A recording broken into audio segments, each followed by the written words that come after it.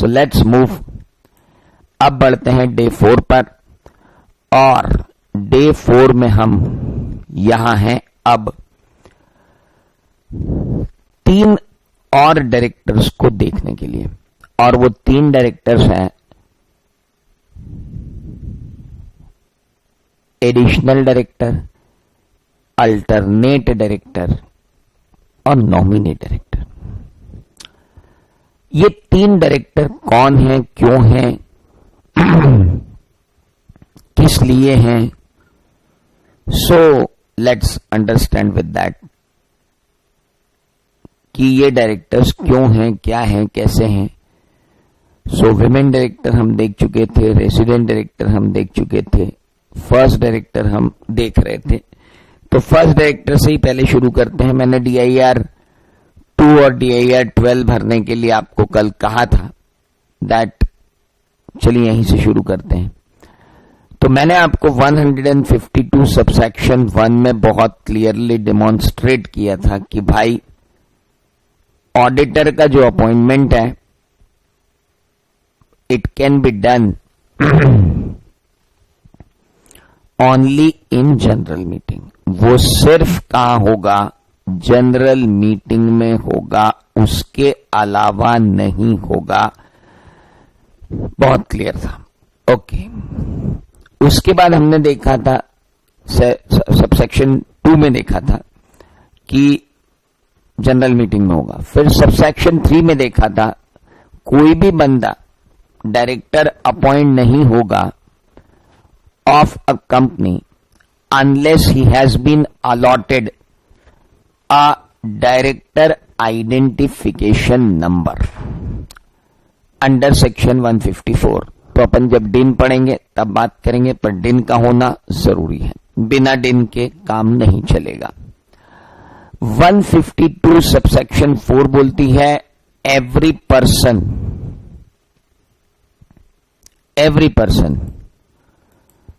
It talks about कि जो भी पर्सन्स हैं, whomsoever the persons are, just a minute,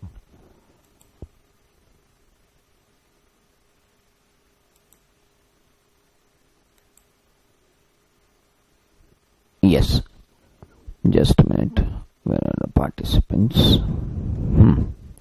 So every person proposed to be appointed as director,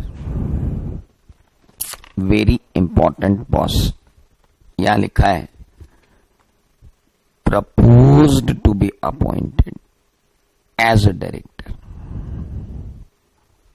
bye the company in general meeting और otherwise shall furnish his DIN or such other number. पहली बात तो डिन furnish कर and एक declaration दे that he is not disqualified to be a director under this act. तो sir मुझे प्रपोज्ड डायरेक्टर से I need from proposed director what, I need from proposed director 2 चीजें, एक तो डिन फर्निश कर और दूसरा डिक्लेरेशन दे कि तू डिस्क्वालिफाइड नहीं है to be a director in the act. Question इतना सिंपली ट्विस्ट किया जा सकता है कि आज भी मैं अगर इंडिया में एक क्वेश्चन आज डाल दूं, सिर्फ आज ये क्वेश्चन डाल दूं कि एक director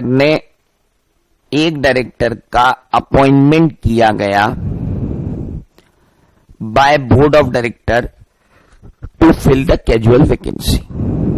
after filling the casual vacancy, board of director asked the person appointed to furnish his DIN and give a declaration. The other fellow is saying that in case of casual vacancy, it is not required. और ये question और घातक हो जाएगा जब मैं ये पूछूं कि एक नॉमिनी डायरेक्टर का अपॉइंटमेंट कर दिया गया है और वो नॉमिनी डायरेक्टर अपना डिक्लेरेशन कंपनी के साथ फाइल करना भूल गया है,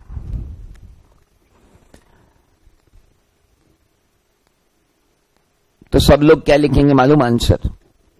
नहीं नहीं नहीं, उसको तो डिक्लेरेशन फाइल करना चाहिए। यह गलत बात है कि उसने डिक्लेरेशन फाइल नहीं किया है, उसको डिक्लेरेशन अब फाइल कर देना चाहिए। सर, अब फाइल नहीं कर देना चाहिए। अपॉइंटमेंट के बाद ना मुझे डिक्लेरेशन चाहिए, ना अपॉइंटमेंट के बाद मुझे डिन चाहिए। मुझे तो डिन, और चाहे डिन हो चाहे डिक्लेरेशन हो, proposed to be appointed word पढ़िए आप वहां पर।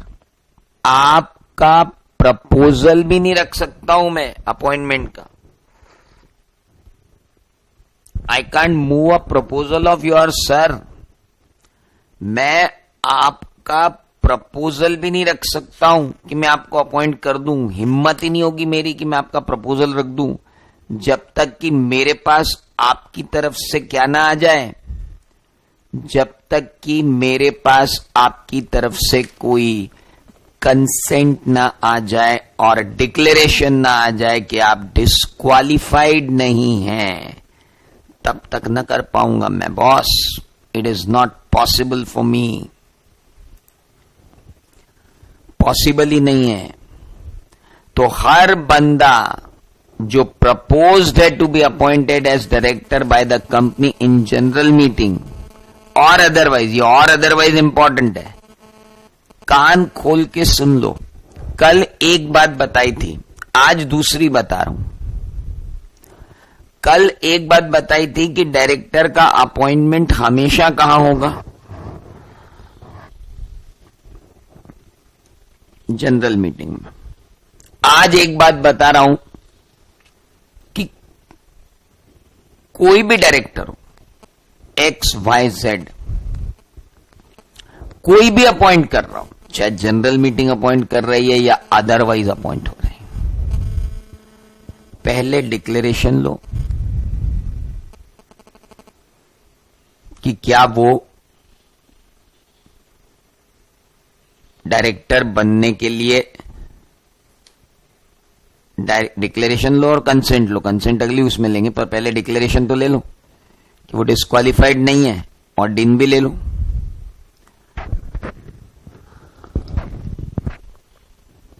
नाउ मेरा क्वेश्चन, फर्स्ट डायरेक्टर जो हैं, जो अपॉइंट हुए, जिन्हें आपने सब्सक्राइबर टू द मेमोरेंडम घोषित किया था, क्या उनको भी ये डिन और कंसेंट लगेगी और डिन और डिक्लेरेशन लगेगा?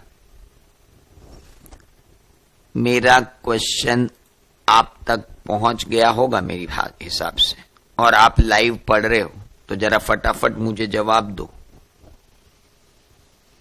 क्या नॉमी जो फर्स्ट डायरेक्टर्स हैं, क्या वो फर्स्ट डायरेक्टर्स को भी ये लगेगा डिक्लेरेशन और डिन? डिन तो लगता ही है, वो तो कल ही देख लिया। क्या उनका डिक्लेरेशन लगेगा? यस, उनका डिक्लेरेशन लगेगा। Even first directors are required to give this declaration. कान खोल के सुन लो, 152 सबसेक्शन 4 का डिक्लेरेशन हर जगह जरूरी है। कुछ भी हो जाए, हर जगह वो डिक्लेरेशन जरूरी है। डायरेक्टर का अपॉइंटमेंट होने वाला है, वो डिक्लेरेशन एप्लीकेबल हो जाएगा। Now okay sir, and what was in that 152(3) भाई जिसके बाद डिन ना हो, वो अपॉइंट ना हो as a director. Okay, what was 2? By appointment सिर्फ जनरल मीटिंग में करियो। What was 1? अगर कोई प्रोविजन नहीं किया गया है एओए में, तो फर्स्ट डायरेक्टर जो है वो मेमोरेंडम के सब्सक्राइबर होंगे। जी भाई साहब। Now comes 5।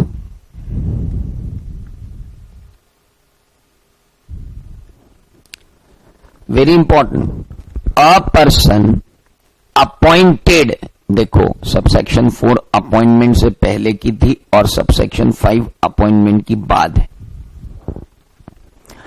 A person appointed as a director, a person appointed as director shall not act as director unless he gives his consent to hold the office as director and such consent has been filed with the registrar within 30 days of his appointment in such a manner as may be prescribed. A person appointed, जिसका appointment हो गया as a director, shall not act as a director, यानी वो director की तरह act नहीं कर सकेगा। बात खत्म हो गई। He can not act as director. अगर क्या हुआ, एक्ट नहीं कर सकेगा। क्यों नहीं कर सकेगा? अगर क्या हुआ,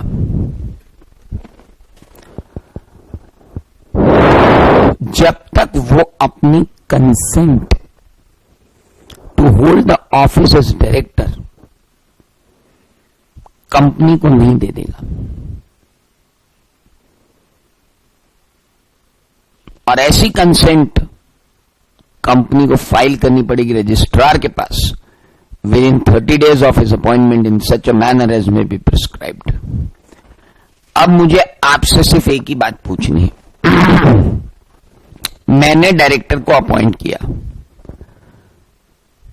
उस डायरेक्टर ने मुझे कंसेंट दे दी, DIR, नीचे देखो कंसेंट कैसे देनी है वो।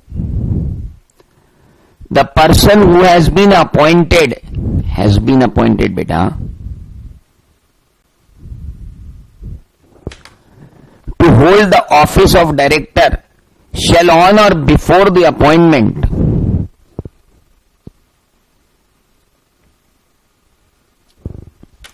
furnish to the company a consent in writing to act in form number DIR2, provided that the company shall within 30 days of appointment of director file such consent with registrar in form number DIR2 along with the fees as provided in the company's act. Now DIR2 में तो कौन देगा?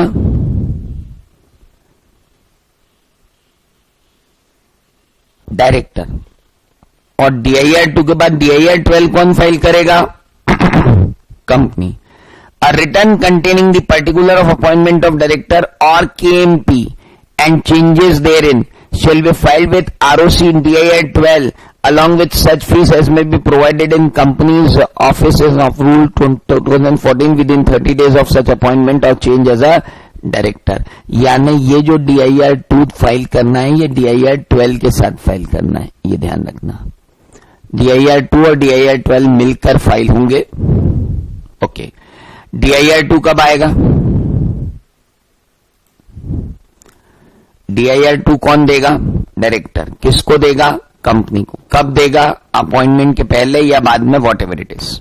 Okay, उसके बाद company उसका क्या करेगी?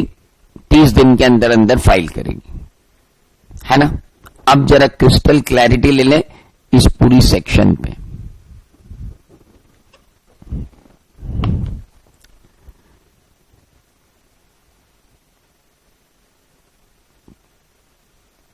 Proposed director, ये बंदा डायरेक्टर के लिए प्रपोज्ड है। आस्क फॉर डिन, section 154 subsection 2।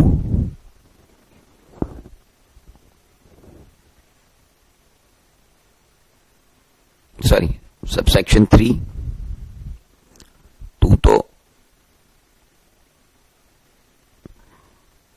2 was different. 2 was her director general meeting में अपॉइंट होगा। ask for DIN. 154(3). Ask for declaration. Section 154(4).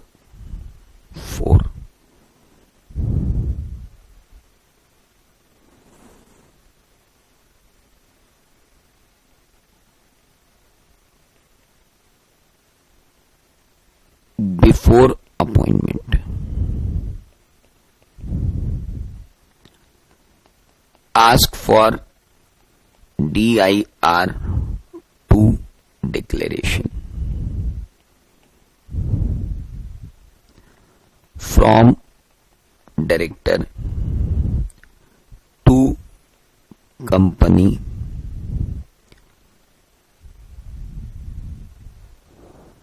now.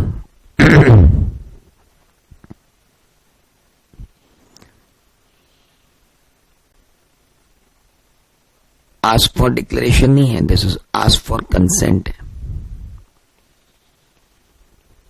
Yes. कौन सी सेक्शन में? 154 सबसेक्शन 4 में. डिक्लेरेशन तो यही चाहिए था बेटा, 3 में. सॉरी, डिक्लेरेशन तो 3 में ही चाहिए था, कंसेंट 4 में चाहिए थी. Okay.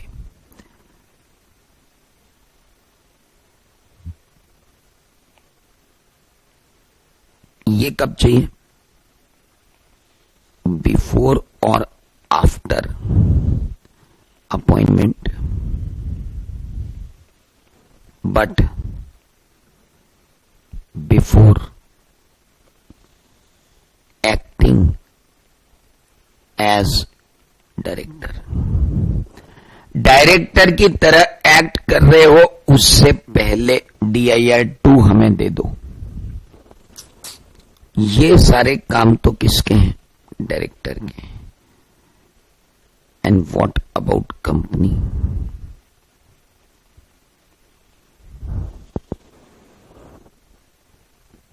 File DIR 12 along with copy of DIR 2 within 30 days of appointment of director. DIN मांगो, मांग लिया. डिक्लेरेशन मांगो, मांग लिया. DIR 2 की कॉपी मांगो, मांग ली. DIR 2 की कॉपी 30 दिन के अंदर अंदर फाइल कर दो. DIR 12 के साथ कंपनी करेगी, कर दो. क्या आपको ये क्रिस्टल क्लैरिटी है कि टाइमलाइन क्या है? ये क्रिस्टल क्लैरिटी आना जरूरी है कि टाइमलाइन क्या है. एक है बिफोर अपॉइंटमेंट, एक है ऑन और आफ्टर अपॉइंटमेंट, और एक है आफ्टर अपॉइंटमेंट. ये प्योरली आफ्टर अपॉइंटमेंट है.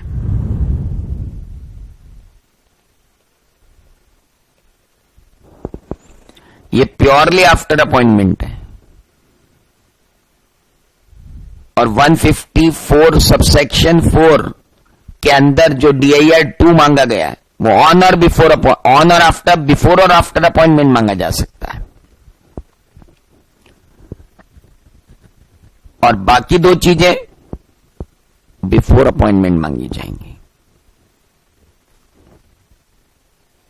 इंपॉर्टेंट बात,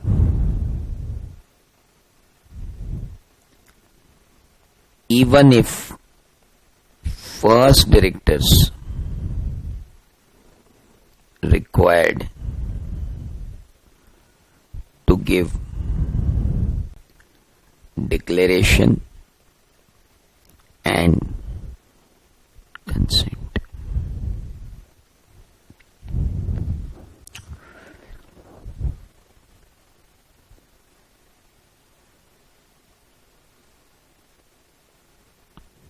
All directors shall comply with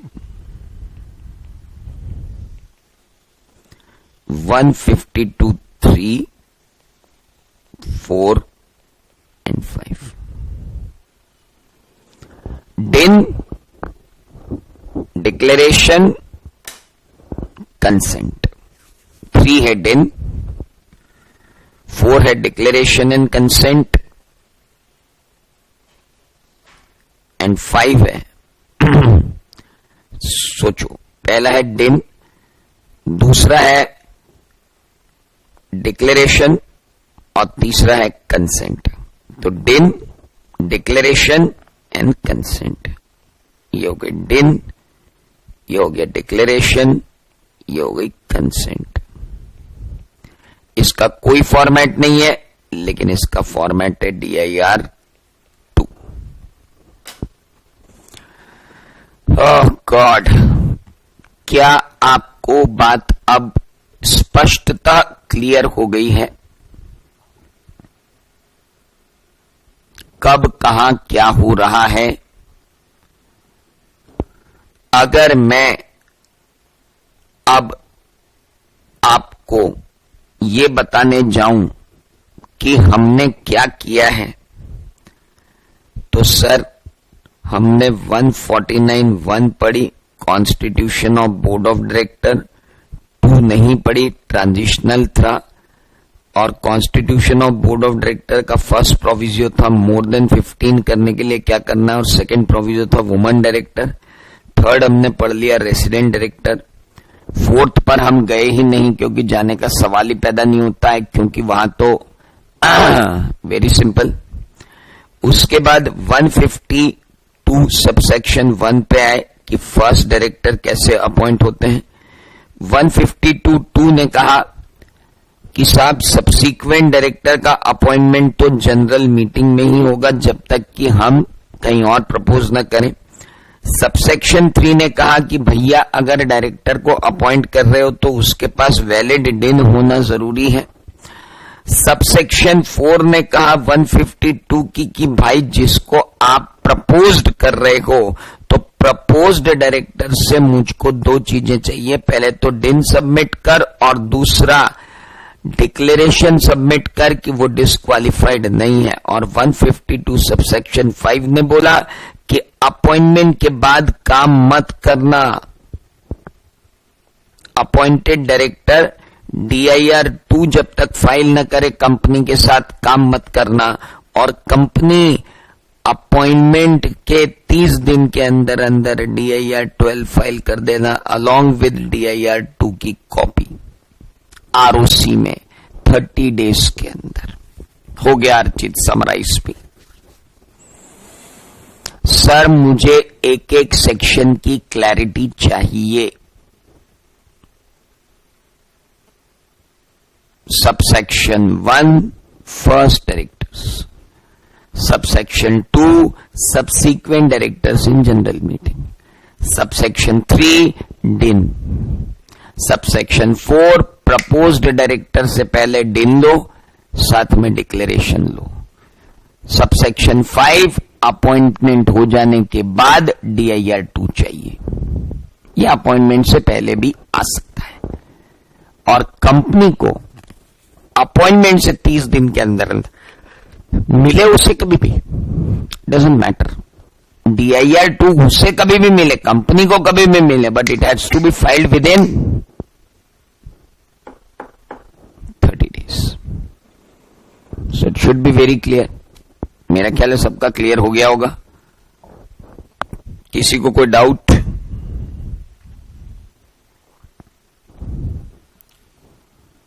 any doubt? आगे बढ़ू? इजाजत है?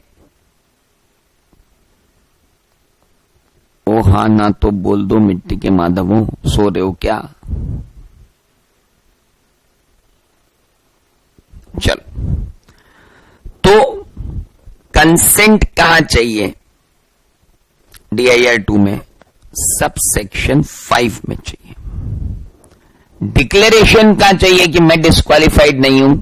4 में चाहिए. और DIN तो आप 3 में एश्योर कर लो, 4 में तो DIN सबमिट करोगे.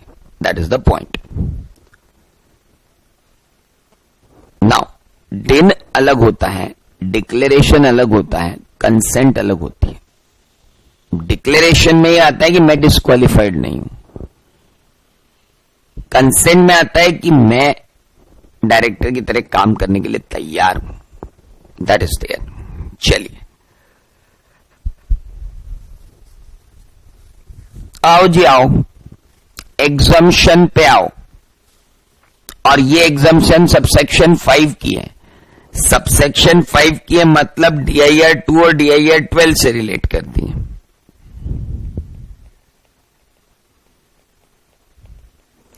पर ध्यान देना कि DIR 2 से एग्जम्पशन मिली है कि DIR 12 से एग्जम्पशन मिली है, क्या है चक्कर जरा देखें। 152(5) shall not apply to a government company wide notification GSR 463E dated June 15.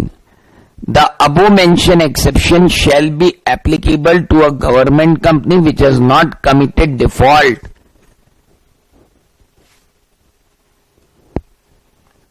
in filing financial statement under 137 and annual return under 92 of the said Act with registrar wide amendment notification number this. Government company पर नहीं लगेगी। कारण government company में director को appoint करने का decision मंत्रालय खुद लेता है, मिनिस्ट्री खुद लेती है। बहुत क्लियर है। जब मिनिस्ट्री खुद ही डिसीजन ले रही है तो मिनिस्ट्री खुद ही कंसेंट एंड ऑल ले लेगी, उसको ROC को फाइल करने की क्या जरूरत है। Section 152(5) shall not apply to government company. Government company को फाइल ही नहीं करना है, न DIR 2 न DIR 12। अगर उसने अपना एनुअल रिटर्न टाइम पे भरा है और फाइनेंशियल स्टेटमेंट टाइम पे फाइल की, ठीक है। यानी पूरी 152(5) से एग्जम्पशन मिल गई। हाँ, क्या 152(4) से एग्जम्पशन मिली?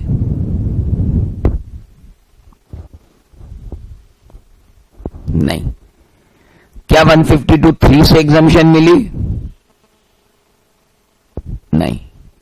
सिर्फ किससे एग्जम्पशन मिली? 152(5) से। तो अपने को यह भी तो मालूम होना चाहिए कि 152(5) है क्या, तो एग्जम्पशन याद रहेगी, नहीं तो कहां से एग्जम्पशन याद रहेगी। DIR 2 और DIR 12 नहीं फाइल करना है, किसको? गवर्नमेंट कंपनी को। अच्छा, एक मिनट प्लीज, थोड़ा सा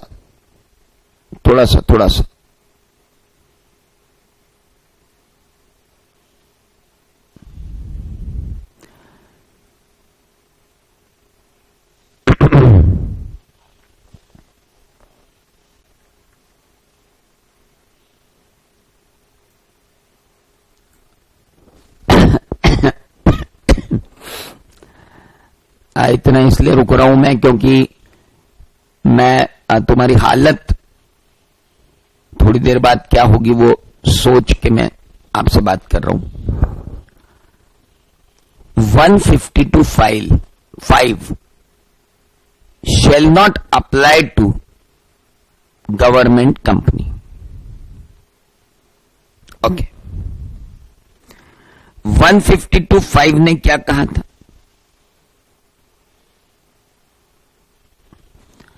A person appointed as a director shall not act as a director unless he gives his consent to hold the office as director, and such consent has been filed with the registrar within 30 days of his appointment in such manner as may be prescribed.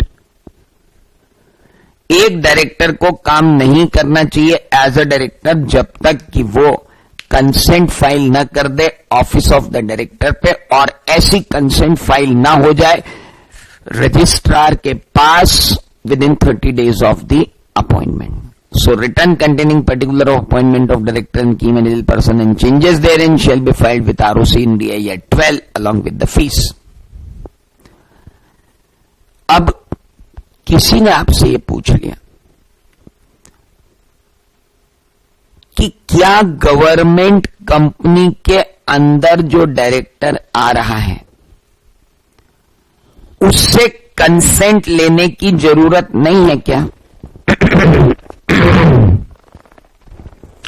Whether DIR 2 is not required for government company director.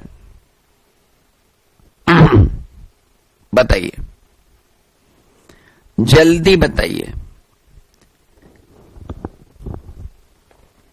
Government company के director को क्या DIR 2 file करने की जरूरत नहीं है?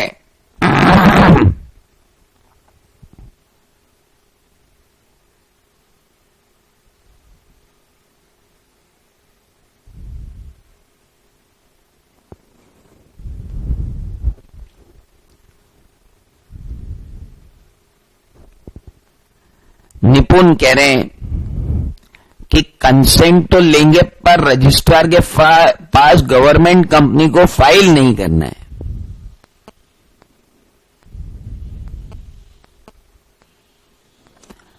और गौरव कह रहे हैं कि ना ये तो उसके एम्प्लॉयमेंट का पार्ट है, तो उस पर ये 152(5) नहीं लगेगी। और निपुण और गौरव दोनों में से सही है गौरव, क्योंकि मैंने आपको डायरेक्टर बना दिया BHEL का, मैंने आपको डायरेक्टर बना दिया being a central government IOCL का, तो मैं आपसे कंसेंट थोड़ी लूंगा, मैं तो आपको प्रमोट करके डायरेक्टर बना रहा हूं। You are under the terms of appointment of mine, I am not going to get the consent from you. इसलिए पूरी 152(5) कंपनी अलॉन्ग विद डायरेक्टर दोनों पे लगेगी। न DIR 2 फाइल करने की जरूरत है, न DIR 12 फाइल करने की जरूरत है। ये दिमाग वहां पे न चल जाए, इसलिए आपको मैंने 2 मिनट के लिए यहां पे रोका था।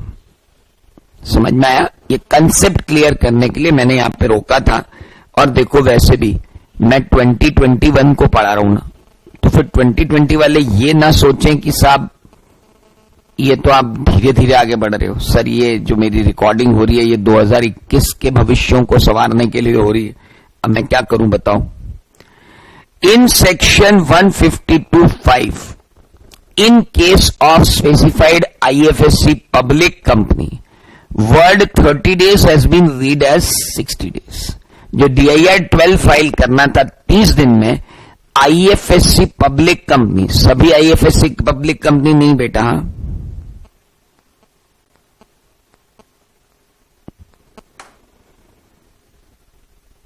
mind it very carefully, not all IFSC public company, specified IFSC public company जिनको नोटिफिकेशन के अंदर लिया गया है। बात करेंगे सेक्शन 152 सबसेक्शन 5 ने IFSC पब्लिक कंपनी को इंटरनेशनल फाइनेंशियल सर्विस कंपनी जो स्पेशल जोन में इनकॉर्पोरेटेड है और फॉरेनर्स को financial services cross border finance उपलब्ध कराती हैं, तो ऐसी सर्विसेज देने वाली कंपनीज को जो RBI और IRDA से रेगुलेटेड हैं उनको छूट दी गई कि 30 दिन की बजाय DIR 12 60 दिन में फाइल करो। और साथ में specific IFSC company unlisted public company, 1 minute, ये कौन था? Specified IFSC public company, the word 30 days has been read as 60 days। अब मैंने आपको ये बताया कि स्पेसिफाइड IFSC क्या है। Specified IFSC is an unlisted public company. पहली बात ध्यान रखना, unlisted public company which is licensed to operate by the RBI और बाय सेबी और बाय इरडा। मैंने कहा यही समझा दूं आपको कि स्पेसिफाइड आईएफएससी का मतलब क्या है।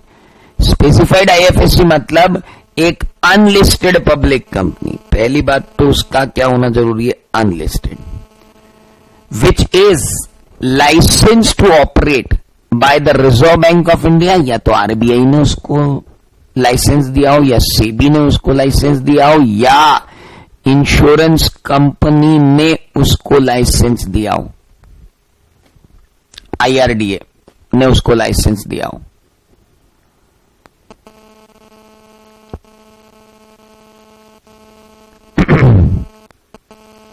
From the International Financial Service Center located in an approved multi-service special economic zone set up under the Special Economic Zone Act 2005, read with the Special Economic Zone Rules 2006। हमने SEZ बना रखे हैं। उन SEZ में हम RBI को बोल रहे हैं, सेबी को बोल रहे हैं और इरडा को बोल रहे हैं कि ये तीन सेक्टर जो हमारे हैं, एक तो फाइनेंस वाला है तो आरबीआई इंटरवीन करे, दूसरा कैपिटल मार्केट वाला है और शेयर मार्केट वाला है तो सेबी इंटरवीन करें, और तीसरा इंश्योरेंस वाला सेक्टर है तो इंश्योरेंस इंटरवीन करे। हम ईज टू डू बिजनेस चाहते हैं। हम चाहते हैं कि फॉरेन से फंड्स काफी सारे आ जाएं और इजीली आ जाएं।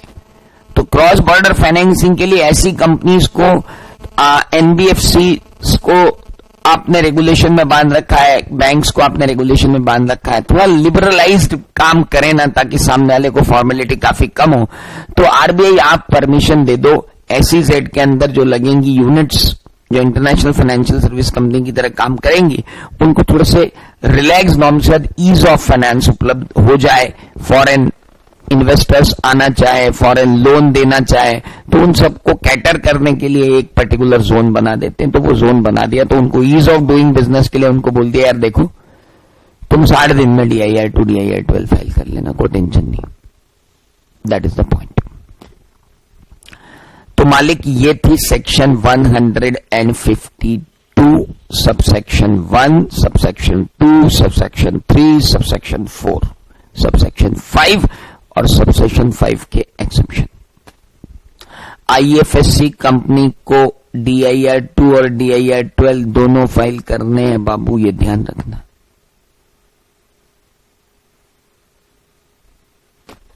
DIR 2 और DIR 12 दोनों फाइल करने, ये ध्यान रखना। चलो आइए अब आते हैं नए टॉपिक पे, जिसका नाम है एडिशनल डायरेक्टर। क्यों अपॉइंट करूं मैं एडिशनल डायरेक्टर को? Why should I appoint the additional director? मैं एडिशनल डायरेक्टर को क्यों अपॉइंट करूं? पहली बात, is it mandatory? No. Okay. It is complete discretion of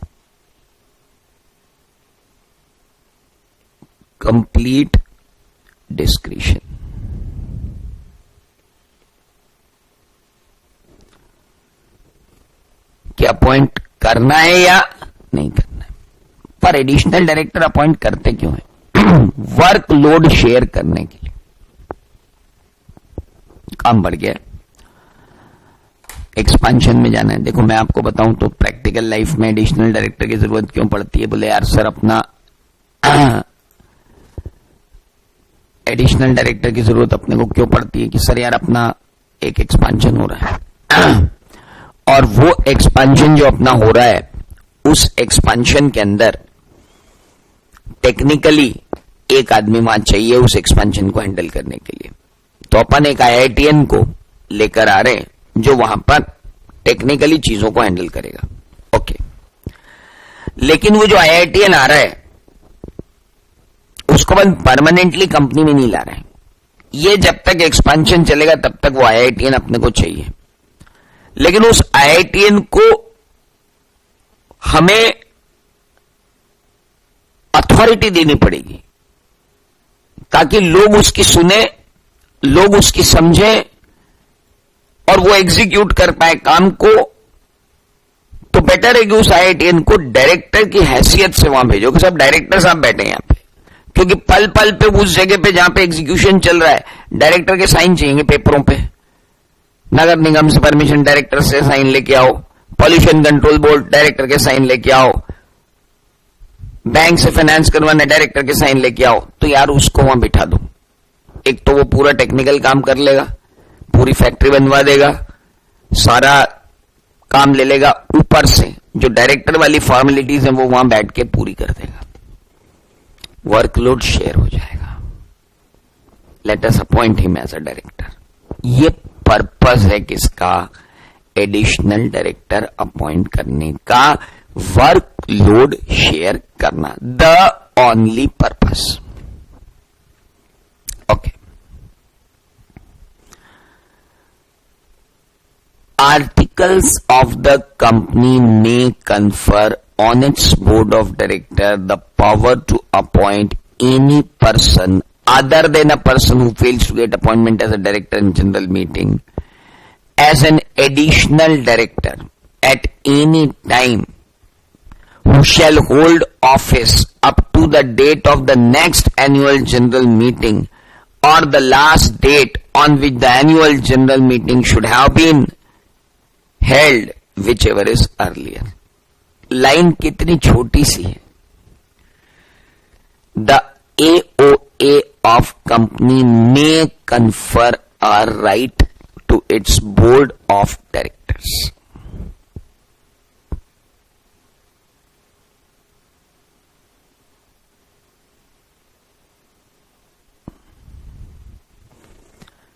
The power to appoint any person other than person who failed to get appointed as director in the general meeting as an additional director at any time, who shall hold office up to the date of the next annual general meeting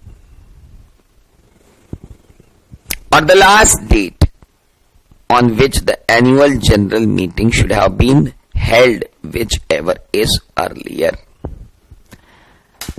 देखो बेटा, इसका हिंदी अनुवाद तो simple है कि अगर article of association ने बोल रखा है तो बोर्ड ऑफ डायरेक्टर को पावर है कि वो किसी भी पर्सन को एडिशनल डायरेक्टर अपॉइंट कर लें और वो एडिशनल डायरेक्टर अगली एनुअल जनरल मीटिंग की डेट तक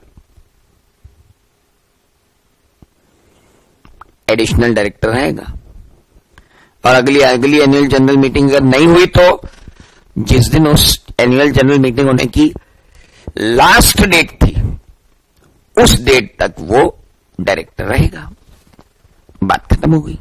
कितनी सिंपल बात है ना? अभी प्याज के छिलके नहीं निकाले ना तब तक बहुत सिंपल है। अभी प्याज के छिलके निकालना चालू करेंगे तो समझ में आएगा कि जरा सी सेक्शन की बाप रे बाप, अच्छा मैं नहीं निकालूंगा, इंस्टीट्यूट नहीं निकाल रखे। मैं कौन होता हूं सर? आप मेरे को तो बिल्कुल ही मत मानो। I am the least knowledgeable person. I am delivering the knowledge what is earned by me during these years. Look at this. पहली बात,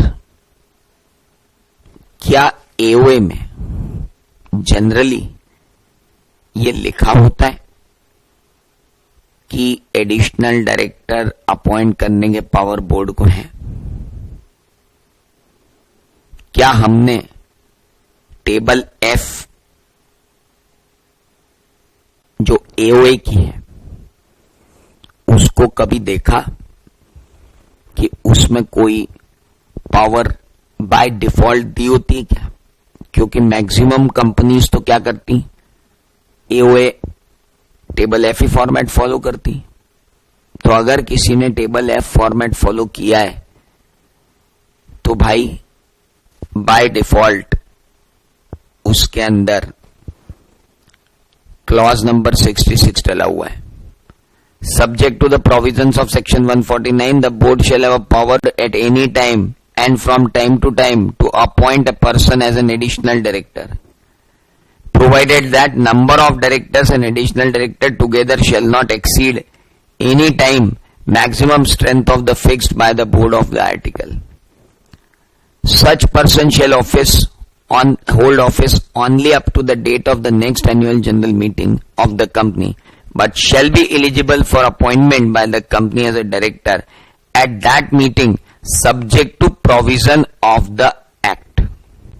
Such person shall hold office only up to the date of the next annual general meeting of the company, but shall be eligible for reappointment by the company as a director at the meeting, subject to the provision of the act. उसी meeting में आप उसे reappoint कर सकते हो. So simple.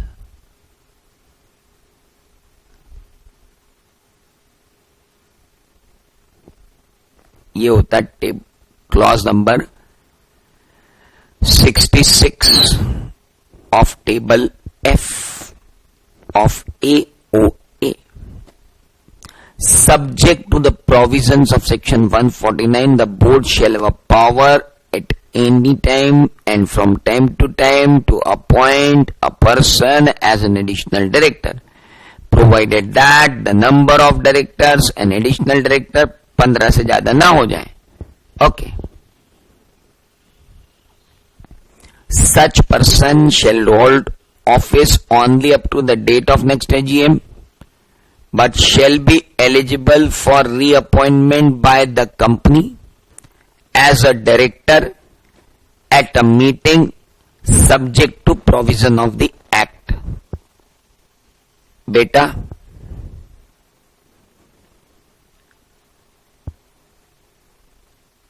वो appointment है कि रीअपॉइंटमेंट, पहले ये देखो.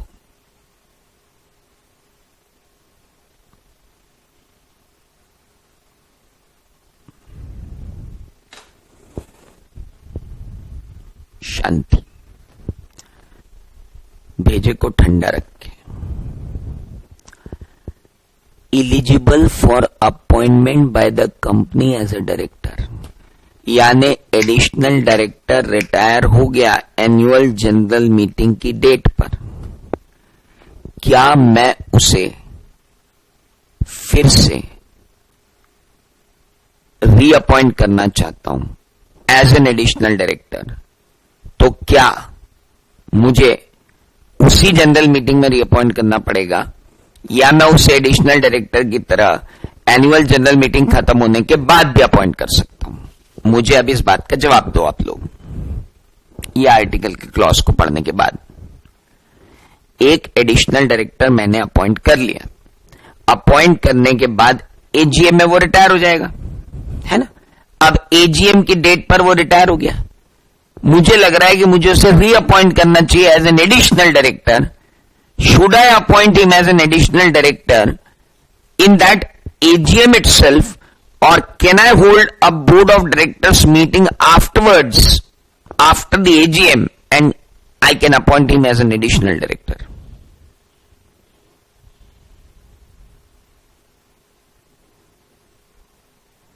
वो जाग रहे हो, सो रहे हो नालायकों?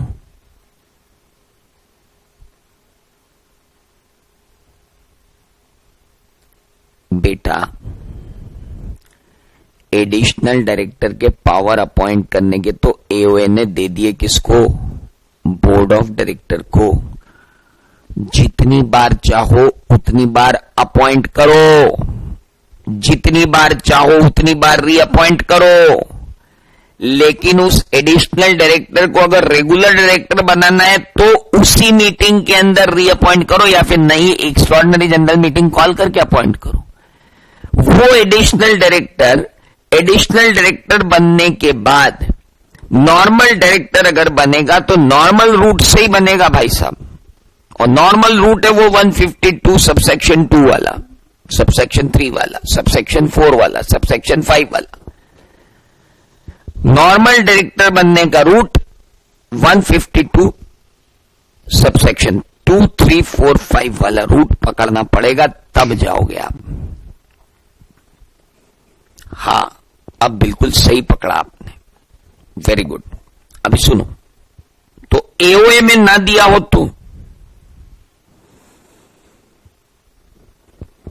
मेरी टेबल एफ मैंने अडॉप्ट ही नहीं की। अब सोचो, क्वेश्चन अगर आ जाए, a company which is adopted table F, लिख दिया, a company formed and the AOA has been adopted as per table F.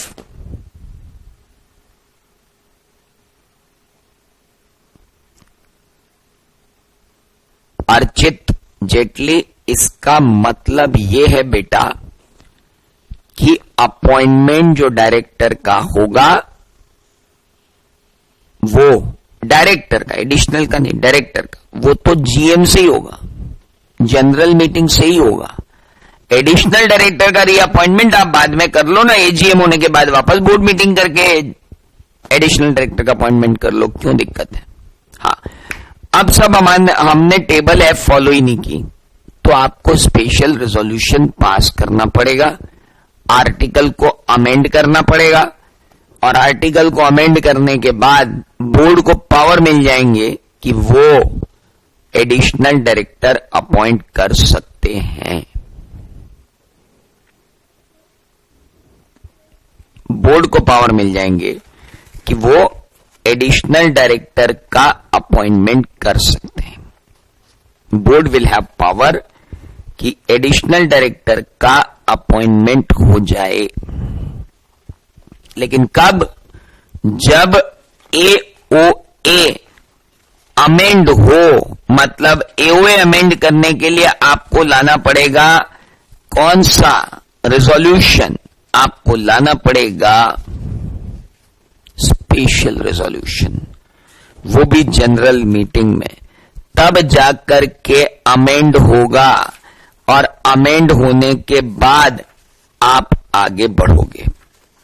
बहुत ही इंपॉर्टेंट है एडिशनल डायरेक्टर की बात।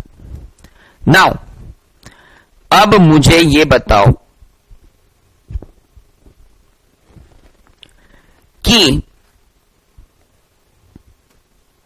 एडिशनल डायरेक्टर के अंदर हुआ यूं कि एक जनरल मीटिंग के अंदर एक डायरेक्टर का अपॉइंटमेंट शेयर होल्डर्स ने नकार दिया। भाई डायरेक्टर का अपॉइंटमेंट करने गए, जनरल मीटिंग हुई, रेजोल्यूशन पास हुआ ही नहीं, वो डायरेक्टर को अपॉइंट कर नहीं पाए। डायरेक्टर्स ने कहा कोई दिक्कत नहीं है भाई साहब, एजीएम ने नहीं किया तो क्या हमारे पास पावर है, आर्टिकल ने दिया है। उन्होंने उसे एडिशनल डायरेक्टर अपॉइंट कर लिया। ना जी ना, बिल्कुल नहीं अपॉइंट कर सकते। जिस बंदे को जनरल मीटिंग ने दुत्कार दिया हो वो एडिशनल डायरेक्टर नहीं बन सकता, क्योंकि लिखा हुआ है other than a person who fails to get appointed as a director in a general meeting. बेटा एक बात ध्यान रखना,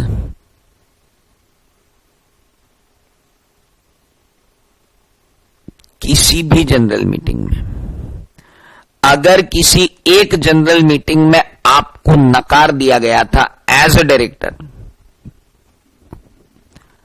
तो आप फिर एडिशनल डायरेक्टर नहीं बन सकते भविष्य में कभी भी, जब तक कि जनरल मीटिंग अलाउ न करे। बहुत क्लियर।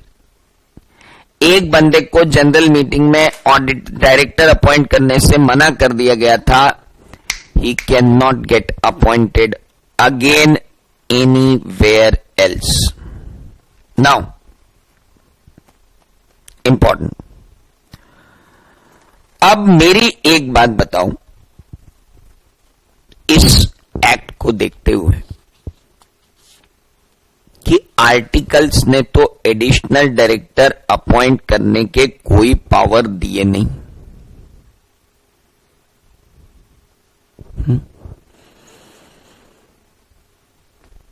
शेयर होल्डर्स कह रहे हैं कि एडिशनल डायरेक्टर को अपॉइंट करने के पावर बोर्ड ऑफ डायरेक्टर को देने की बजाय शेयर होल्डर अपने पास रखें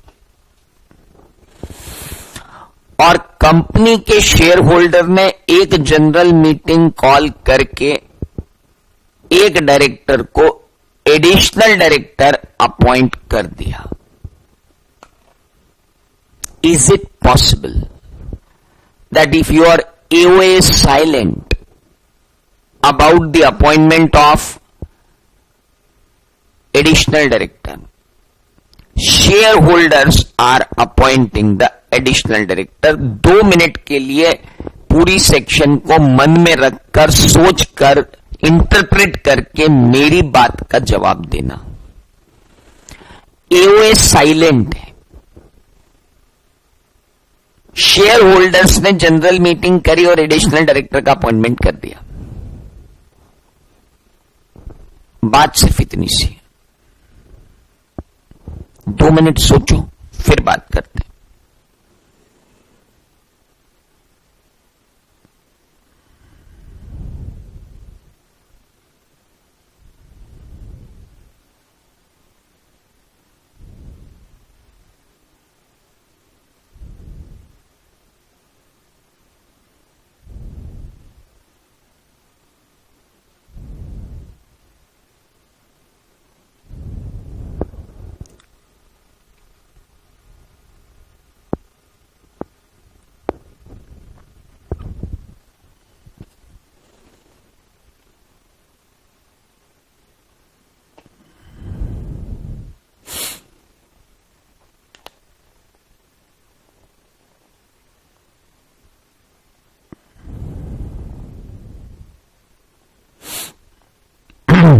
हाँ जी,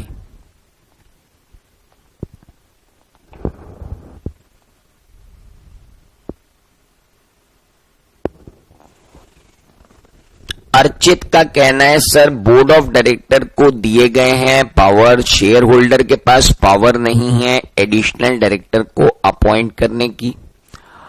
निपुण बोल रहे हैं, गौरव बोल रहे हैं क्योंकि पावर एक्ट ने नहीं बोर्ड ऑफ डायरेक्टर को दिया है. अगर एओए साइलेंट है तो पहले एओए अमेंड करना पड़ेगा. निपुण कह रहे हैं बोर्ड के अलावा कोई नहीं कर सकता.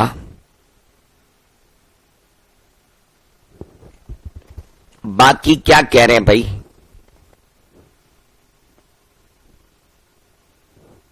लिटरल इंटरप्रिटेशन अगर कंपनीज एक्ट 2013 का लिया जाए तो एक्ट ने स्पेसिफिकली पावर दिए हैं किसको? बोर्ड को. वो भी तब जब एओए ने लिखा हो. एओए ने दे दिया तो फिर पावर किसके पास है? बोर्ड के पास है. और बोर्ड के पास पावर होते हुए कंपनी जनरल मीटिंग के अंदर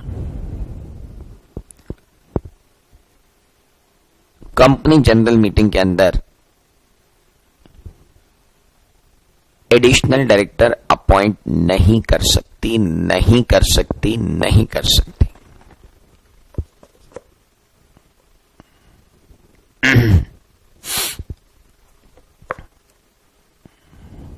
जस्ट अ मिनट.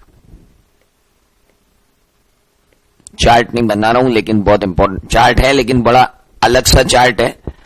सिर्फ आप लोगों को समझ में आएगा, बाकी किसी को आना नहीं है.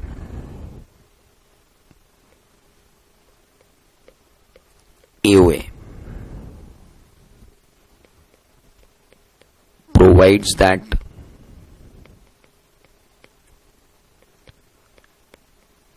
board of director can appoint additional director. Usually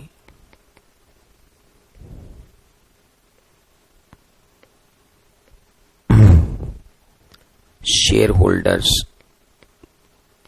cannot appoint in general meeting.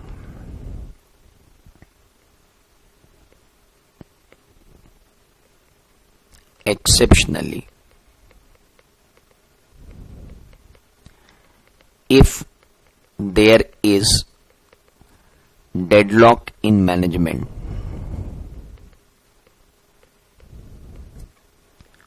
Company को बचाने के लिए shareholders can appoint additional director to save company. अरे 3 डायरेक्टर है कंपनी के, एक डायरेक्टर बहुत सीरियसली काम कर रहा है, बाकी 2 डायरेक्टरों ने 12 बजा के रखी हुई है, वो तीनों की आपस में ही निपटती, उन तीनों का डेडलॉक हो गया है। शेयर होल्डर को अब लग रहा है कि यार इनके बीच में मेरे को 2 एडिशनल डायरेक्टर और डालने पड़ेंगे, नहीं तो कंपनी डूब जाएगी। They can appoint director, reference भी देता हूं, डोंट वरी।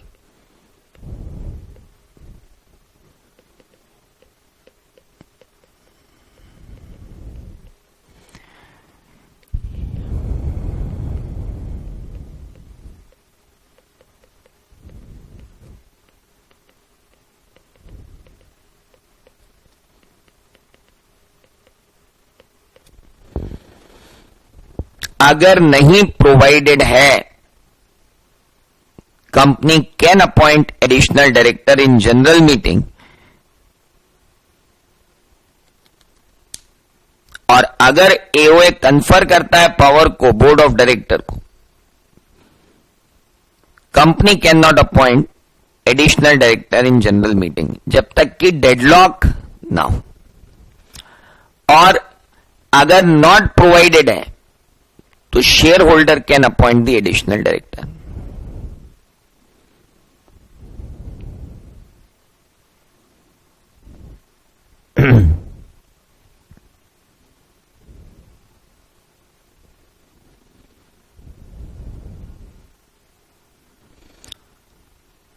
बिल्कुल सही बात है, डायरेक्टर अपॉइंट करेंगे, एडिशनल डायरेक्टर क्यों अपॉइंट करेंगे, लेकिन मुझे टेम्पररीली अपॉइंट करना है ताकि अगली एजीएम पे वो चला जाए, क्योंकि एक बार एक डायरेक्टर अपॉइंट हो गया तो फिर वो बाय रोटेशन में अगर उलझ गया तो लॉन्ग टर्म तक कंपनी के साथ रहेगा। मैं नहीं चाहता कि वो लॉन्ग टर्म कंपनी के साथ रहे, मैं तो टेम्पररी डिफिकल्टीज को दूर करने के लिए क्या करना चाहता हूं, अपॉइंटमेंट करना चाहता हूं। तो सुनिए, पहली बात, एओए प्रोवाइड कर रहा है that board can appoint additional director, usually shareholder can only appoint in general meeting, shareholder can not appoint in general meeting. Exceptionally company को बचाने के लिए ये इंटरप्रिटेशन आराम से आ जाएगा कि जब डायरेक्टर को अपॉइंट कर सकते तो एडिशनल डायरेक्टर को क्यों अपॉइंट नहीं कर सकते। कंपनी को बचाना, इमरजेंसी, बोर्ड अपॉइंट नहीं कर पा रहा है, डेडलॉक हो गया है मैनेजमेंट में, बोर्ड इज नॉट केपेबल, इसलिए करना पड़ रहा है, कर लो। लेकिन एओए में एडिशनल डायरेक्टर के बारे में कुछ प्रोवाइडेड ही नहीं है, तो shareholder can appoint additional director, लेकिन कैसे, that is very important. If not provided, shareholder चाह रहे हैं कि हम एडिशनल डायरेक्टर अपॉइंट कर लें, you can appoint additional director, कोई दिक्कत नहीं है। बहुत सारे पुराने केसेस हैं जो ये कहते हैं कि कर सकते हैं, पर अब एग्जाम में अगर क्वेश्चन आ गया सिंपली कि क्या शेयर होल्डर जनरल मीटिंग में अपॉइंट कर सकते हैं एडिशनल डायरेक्टर को, अगर एओए में एडिशनल डायरेक्टर के पावर बोर्ड ऑफ डायरेक्टर को दिए हुए हैं तो भी, तो हमारा सीधा आंसर होगा पहला, नहीं। नहीं, पहला आंसर होगा नहीं। फिर होगा एक्सेप्शनल सर्कमस्टांसेस में कंपनी को बचाने के लिए जब बोर्ड ऑफ डायरेक्टर्स के बीच में डेडलॉक हो या बोर्ड ऑफ डायरेक्टर जो है वो नहीं कर पा रहे हो, तो शेयर होल्डर अपॉइंट कर सकते हैं। और अगर एओए में प्रोवाइडेड नहीं है तो शेयर होल्डर के पास तो हमेशा ही डायरेक्टर को अपॉइंट करने की पावर हो, चाहे वो एडिशनल डायरेक्टर हो कि नॉर्मल डायरेक्टर हो। बट वो एडिशनल डायरेक्टर की जगह कौन सा डायरेक्टर अपॉइंट करेंगे, नॉर्मल। पर क्या वो एडिशनल डायरेक्टर अपॉइंट कर सकते हैं अगर प्रोवाइडेड ही नहीं है एओए में, तो ये बात अभी, ये वाली बात अपन पेंडिंग रखेंगे। इस बात को अभी जारी रखा जाएगा। ये बात अभी जारी है, अभी मैंने कंक्लूड नहीं की है। अभी मैंने सिर्फ 2 बातें कंक्लूड की। तीसरी बात मैंने कंक्लूड ही नहीं की है कि अगर प्रोवाइडेड ही नहीं है एओए में एडिशनल डायरेक्टर का, तो शेयर होल्डर अपॉइंट कर सकते हैं, नहीं कर सकते हैं, किन परिस्थितियों में कर सकते हैं, ये है। अभी अपनी बात बाकी है एडिशनल डायरेक्टर्स पे। 2 केस लॉस भी दूंगा मैं आपको जो सपोर्ट करेंगे कि किस तरीके से additional director shareholder appoint कर सकते हैं। अगर मान लो ये क्वेश्चन ही आ गया कि क्या shareholder additional director appoint कर सकते हैं, तो हम कहां जाएंगे? Very simple. तो 1 मिनट, अभी इतना रायता एडिशनल डायरेक्टर की सड़ी सी 6 लाइनों में हमने फैला लिया है, समेटेंगे कल, लेकिन अभी 2 मिनट में समाप्त तो कर लें। अगर एओए ने नहीं दिया, बोर्ड अपॉइंट नहीं कर सकता। एओए ने दिया है, बोर्ड अपॉइंट कर सकता है। एओए ने नहीं दिया, बोर्ड को फिर भी अपॉइंट करना है, आर्टिकल अमेंड करो, पावर लो, अपॉइंट कर दो।